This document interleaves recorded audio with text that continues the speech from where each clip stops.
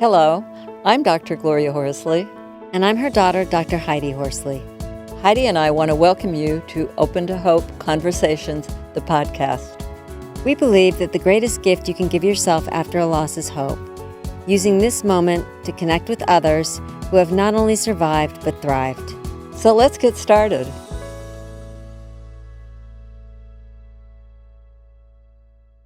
Welcome to the Open Hope Show. I'm your host, Dr. Gloria Horsley, with my daughter and co-host, Dr. Heidi Horsley. Well, Heidi, we've got a special guest today because we've got an expert on the area of grief and loss who's been trained as a thanatologist by the Association of Death Educators. And it's so important to have people that have these skills, isn't it? It is, Mom. We're going to talk today about how to take care of yourself after a loss, which is very key. Because as our guest knows, oftentimes when we have a loss, especially if we have other people in the family that are grieving, we end up taking care of them. And I know as a sibling, I definitely did that. You end up worrying about your parents and taking care of your parents rather than yourself. So we're going to talk about tips and tools for self-care today. Great. Do you want to introduce our guest, Heidi? Sure. Our guest is Nichole Stangel, and she is a Bereavement Coordinator at Children's Hospital of Wisconsin. She is the chair of Southeast Wisconsin Grief Network and an educator for Traumatic Incident Resource, a nonprofit which provides services for first responders. So welcome to the show, Nichole. Thank you. I'm honored to be here. Grief is pretty all-consuming, and I know when I'm working with families, oftentimes I just hear they say how they feel selfish. You know, that they're concentrating on themselves and their needs, and really have to work with them that grief is a lot of work, and it's exhausting and it's tiring, and you need to take care of yourself, because if you're not taking care of yourself, you can't take care of those who you're taking care of, you know, your family, your friends. It's certainly a trauma. There's no way around saying that it's not a traumatic event in somebody's life when they find out that their loved one has died. What are some of the things that people can do to take care of themselves early on when they've had a loss? One of the first things that I'll coach somebody on is to take their own advice and not worry about what others are telling them.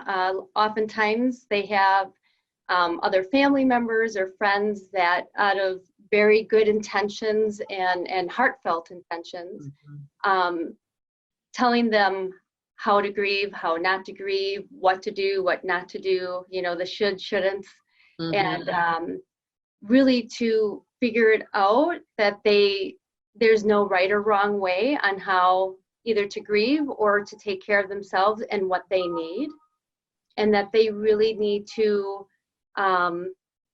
worry about and think about, okay, what do I need, what's right for me or what's right for my family, and to go from there and not really worry about what somebody else thinks is right. I think that is really key, because at the beginning, there is a lot of people that will shit on you. You should be doing this and you shouldn't be doing that. And you should be doing this. And I've also noticed, you know, I worked with 9/11 fire department families for 10 years. And I noticed that I was working with families that had lost a husband. And I noticed that oftentimes the children, especially the oldest, would come in and you know, protect the mother, the widow. Right. And they wouldn't want her to do things and attend various memorials and see various things. And they would protect her too much, and she would often listen to that, and then she would resent it later on. And then if you're thinking broader, is what do we as a family need right now? And I know, especially we're starting to head into those holiday events, and so really working and thinking about, okay, as a family, what's good for us? What is taking care of us? Does it mean that we have to attend everything, or can we say no to things?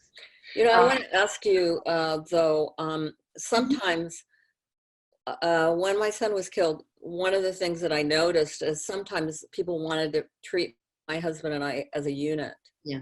Right. Like we were all in agreement about everything that should be done, who should go where, what, you know, we should be doing it. And we had totally different grieving styles and totally different issues and totally different things exactly. we wanted to go to. I really encourage families to be proactive, and as they're thinking about what they need, to really communicate that out to either other family members or to friends, and to be just really open and honest and say, this is what I need, or this is what I don't need. Mm-hmm. And do it in a gentle way, but kind of giving them permission and saying it's okay to tell and communicate to even if it's, you know, your work, your coworkers, your leader at work, what do you need and what would be helpful? Because I said it's kind of a win-win when we do that, because then we can get what we need, and everybody else is in the same boat, as in they don't know how to support you. They've never, might not have ever have supported somebody. What are some specific things that you recommend as self-care? I mean, what do you tell people to do? I often will talk about what they did before. You know, what did they just do in their lives to take care of themselves? You know, did they exercise? Were they runners? Were they gardeners? Did they like to read? You know, kind of, and re-looking at that, because as you know, when we're grieving, we often don't have that energy to put into those things that we used to enjoy. So starting to re-explore that, and not everything is going to bring us the same amount of pleasure or give us exactly what it used to give us, but to see, okay, what still kind of can distract us, or what still makes us feel good, and to start from there, and then to really start looking at then other things too that we can start supplementing in. Part of that is being really intentional about it. So, you know, sometimes it might be you're going to have to schedule it in. You don't need to explain to people what you're doing.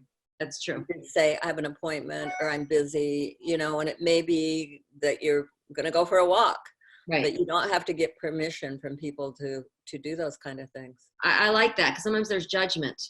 And Right. if we had a loss, we feel like, okay, if we take care of ourselves, then people might judge us and think, well, she didn't love her brother. Why is she out there exercising? Or she didn't love her son. Why is she golfing? I talk about generalities, right? Because everybody's different. But I'll often warn families that that second year can be even harder, because that first year you're going through so many firsts. And so and you're kind of proud of yourself to get through some of it too. Exactly. Yeah. And then that second year comes, and it's almost like those times when in that first year, you know, people talk about when they're driving, right? Oftentimes that's when it hits them. And that's when they allow themselves to cry, or they really kind of go into their grief because they're alone. So that second year is kind of like that. It's like now things have settled a little bit more, so it can really sink in a lot more on what that loss looks like in their life. So this yeah, this is how it's going to be. Yeah. I like to say to people, you know, you look like you're getting worse, but you're really getting better. exactly. It's like you're thawing out. The clock is wearing off and the reality is setting in. Exactly. Like, you are moving forward, but it sometimes doesn't feel like it, because you feel like, why do I feel worse? I don't get it. I thought every day I was supposed to be feeling better. And that's the confusing part, as you know, Nichole, about grief and loss, because it comes in waves. It doesn't come in nice, neat stages. Sometimes we take 2 steps forward and 1 step back. Right. You know, and I like to tell people, when you're experiencing those, you know, more that grief piece, you know, those pain, the loneliness, the sadness that comes with grief, and you're struggling with that's a really positive thing, because that's the healthy thing. Yeah. So even though we don't want to be doing it, you're doing exactly what you need to be doing to be healthy, because that's your way your mind and your body is trying to integrate that loss and that relationship. What does that look like now? and it's doing what it's supposed to be doing to help you do that. So try to like turn that around, that even though we don't want to be doing that, it's so healthy to be there. You know, I know you work with firefighters, helping them with trauma, right? Correct. Yeah. That's one thing I wanted to mention or get your mind on. We have people who've had a loss a while ago, you know, maybe even 5 or 6 years ago, who are saying to us, I really feel like I should be moving on more, but I just can't get out of my head when I did CPR on my loved one, or when I found them, or I want to move beyond that. I would encourage them to probably seek out professional mental health professional, just to help them with that. If it's imagery, if it's continued, you know, maybe nightmares. Sometimes I'll give people that have, it could be smells. I mean, it could be anything like that. But if that just seems that it's not dissipating over time, that we would really want to see them seek therapy, just for their therapist to give them some more tools and skills to help them manage that a little bit more, so that that starts to dissipate and that frequency decreases as well. Yeah, because people can, as you know, Nichole, get really trapped in the trauma narrative. Correct. And I like what you're saying, you know, that sometimes you need to go to talk to a counselor, and you might need to tell your story in detail. Right. The public can't hear it. There's so many ways that, as you know, the regular person in the world will stop us from telling our story, will kind of divert us and change the topic. And these first responders sometimes need to really talk about it. I know when I worked with the firefighters here, one thing they told me that really helped after 9/11, because, you know, they were down at ground zero for 9 months, finding remains, often of their own, you know, guys in their own firehouse. And one thing they told me that helped a lot with some of them, if you're out there and you really feel like you're stuck in the trauma, is EMDR. Oh, And yes. I don't know what you would tell. Can you talk about that a little bit?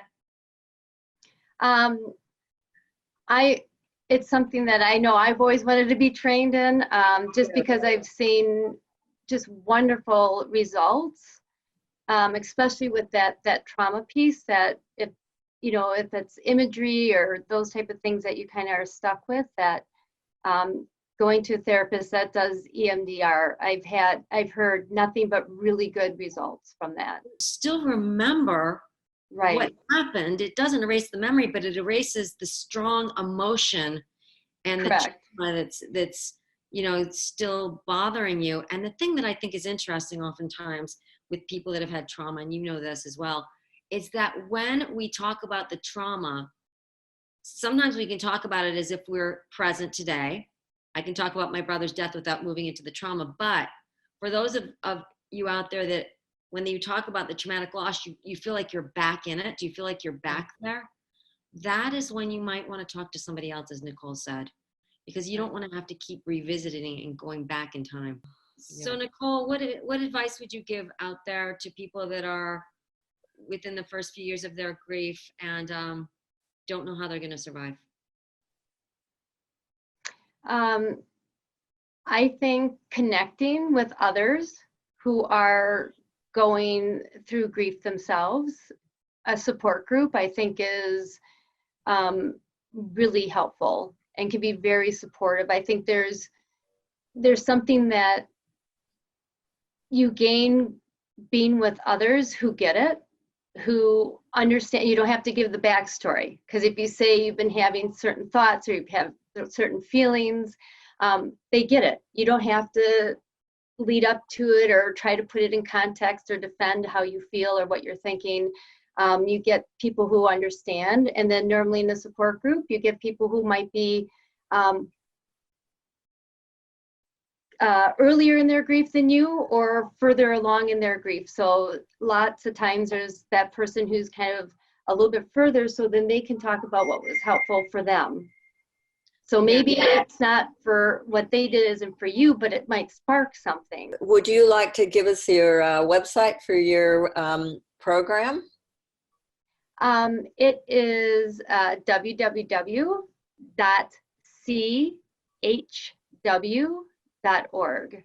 Okay. All right. Well, thank you so much for being on the show and for all the good works that you're doing at the Children's Hospital of Wisconsin. Well, thank you so much for having me. And thank you for bringing hope to so many that are struggling to find it. Well, Heidi and I want to thank everybody for listening and watching this show today. And we want to remind you all that if you've lost hope, please lean on ours until you find your own, and God bless. I'm Dr. Heidi Horsley. You have been listening to Open to Hope, the podcast. You can follow Open to Hope on Facebook, Instagram, and Twitter. To learn more, visit us at opentohope.com and go to Apple Podcasts to subscribe. I'm Dr. Gloria Horsley. Join us again next week for another Open to Hope conversation, where we invite you to lean on our hope until you find your own.